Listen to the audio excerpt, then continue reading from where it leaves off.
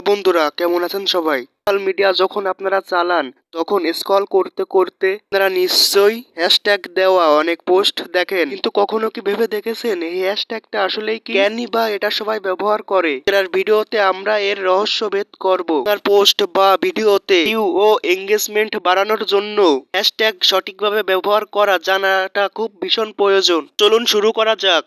কথায় হ্যাশট্যাগ একটি শব্দ অংশ বা শব্দ সমষ্টি, যার আগে এই হ্যাশট্যাগ চিহ্নটি যোগ করা হয়। যখন আপনি কোনো শব্দ বা বাক্য অংশের আগে এই হ্যাশট্যাগ চিহ্নটি ব্যবহার করেন, তখন সেটা সোশ্যাল মিডিয়া বা প্ল্যাটফর্মে যেমন ফেসবুক, ইউটিউব, ইনস্টাগ্রাম, টুইটার আরো অন্যান্য প্ল্যাটফর্মে ব্যবহার করা হয় হ্যাশট্যাগ চিহ্নটি কোন একটি লিঙ্কে ক্লিক করার মতো পরিণত হয়, অনেকটা ফাইলে ট্যাগ লাগানোর মতো কাজ করে এটি। মনে রাখবেন, হ্যাশট্যাগ লেখার সময় শব্দগুলোর মাঝে কোনো ফাঁকা জায়গা বা স্পেস দেওয়া যায় না। আপনি সংখ্যা ব্যবহার করতে পারেন, কিন্তু কমাদারি বা অন্যান্য জ্যোতি চিহ্ন ব্যবহার করা যায় না। এখন মূল প্রশ্নে আসা যাক, কেন আমরা হ্যাশট্যাগ ব্যবহার করি, এবং এর মূল তিনটি কারণ আছে। হ্যাশট্যাগ আপনার পোস্টকে একটি নির্দিষ্ট বিষয়ের অধীনে শ্রেণীভুক্ত করতে সাহায্য করে।